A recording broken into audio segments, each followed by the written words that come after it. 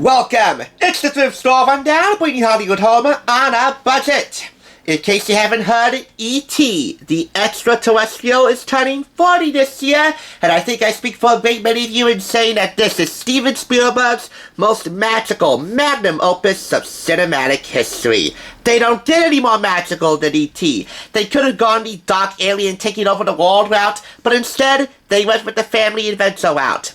And it's definitely a shining star of cinema. This recollection now of E.T. is 20 years have transpired, so it's difficult to remember precisely first impression. But we had just done Jaws and Close Encounters, and I think maybe the first Raider film. And E.T. seemed wonderful to me when I saw it. I think Stephen was a little bit worried about it because E.T., he's not really beautiful. He's an odd-looking little creature, you know. And I remember Stephen saying, "Do you think the public will embrace this creature?" And I don't think any of us really knew. You never can tell exactly how people will react. I don't think the expectations would ever compare to what the results were. In the sense, it was like Star Wars in the same way, which when we had Star Wars, we thought, well, it'll be a very good weekend movie for children. And the same thing with E.T. I think, well, we'll be successful, but not to become, I think, the #1 film, and people embrace it, and now I guess it's fair to say it's a classic, really. It's quintessential holiday viewing, and come this summer, it'll definitely be quintessential big screen viewing once again. Because this, alongside Spielberg's other classic, a classic of a more dark and sinister tone, the one that makes you afraid to go in the water every summer, Jaws, will be re-released in theaters, and for the first time ever, in Imax. More info about that by clicking the link below, but for now, having tackled the E.T. puzzle from Cardinal Industries and the late great Blockbuster video, we now move on to the truly out-of-this-world soundtrack, composed and conducted by Spielberg's right-hand man in cinematic storytelling, the maestro of the gods, John Williams.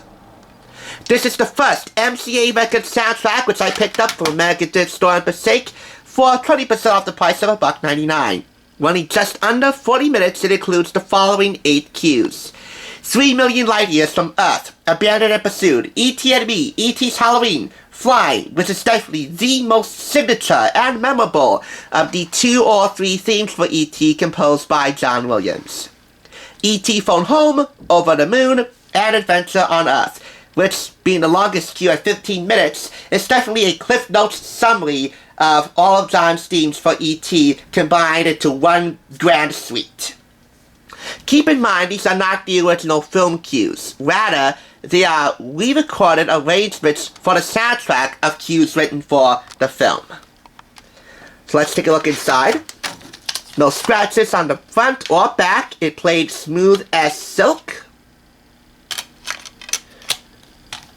We also have here the pamphlet with liner notes, a main crew and cast listing, notes from Steven Spielberg, and a crew listing for the MGM scoring session of E.T. the Extraterrestrial.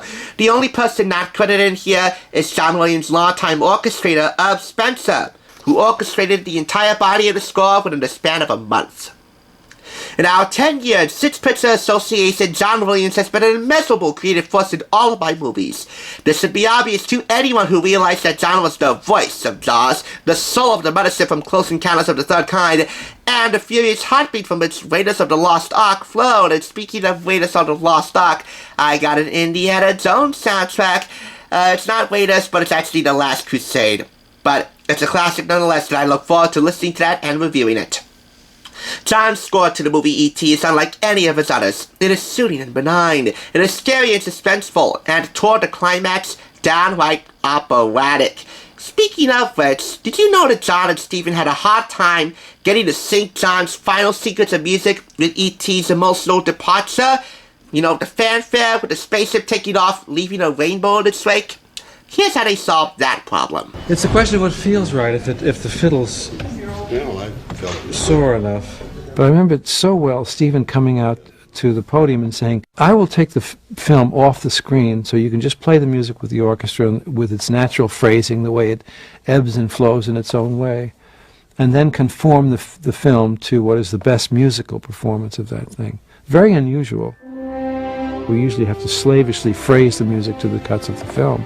When we had the musical performance we felt gave us the most lift and the most sense of exultation at the end of the film, Stephen then laid the music track against the film and made a few editorial adjustments to conform to the music. And I think part of the reason the end of the film has such a kind of operatic sense of completion, real emotional satisfaction as well as satisfaction from what we see, may be partly the result of this wedding of the musical accents with Stephen's film editing. For me, this is John Williams' best work for the movies. John Williams is E.T. That final note from the orchestra for the E.T. flying home sequence, downright operatic, you bet it is. Without the use of a choir or any synthetic elements, the MGM Music Scoring Stage Orchestra gave it their all, leading John Williams to win all 4 major music awards that this was nominated for. The Grammy, no surprise. The BAFTA, the British Academy of Film and Television Awards. The Golden Globe, no surprise. And of course, of no surprise to anyone, the Academy Award for Best Original Score. All right. Orchestra, would you play this accompaniment at measure 3, please?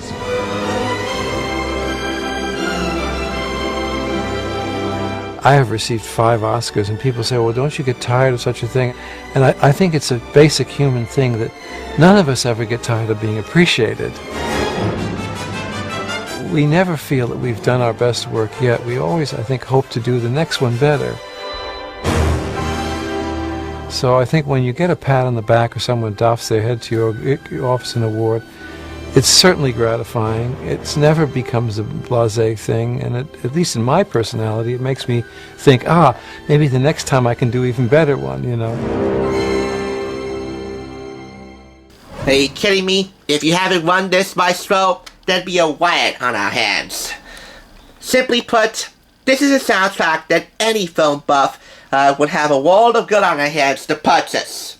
It's the classic uplifting film that I think we all should watch at least once or twice in our lifetimes, especially during these uncertain times. So I highly, highly advise you to head to your big screen theaters this summer and check out E.T. in IMAX. I have no idea how its IMAX performance is going to do, but I'm sure it'll be a classic once again.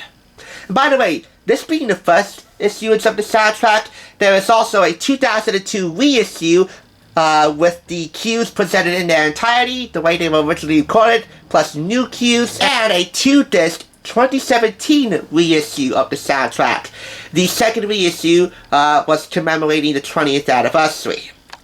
When we find either of those variations, trust me, they will be right here.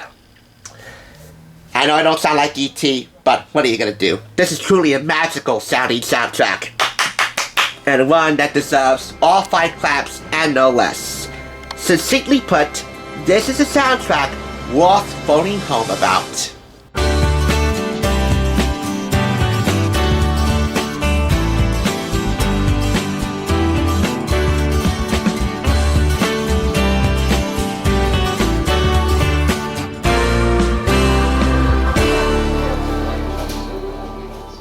Thanks for watching TSR. Now, to see another awesome review like this one, click here.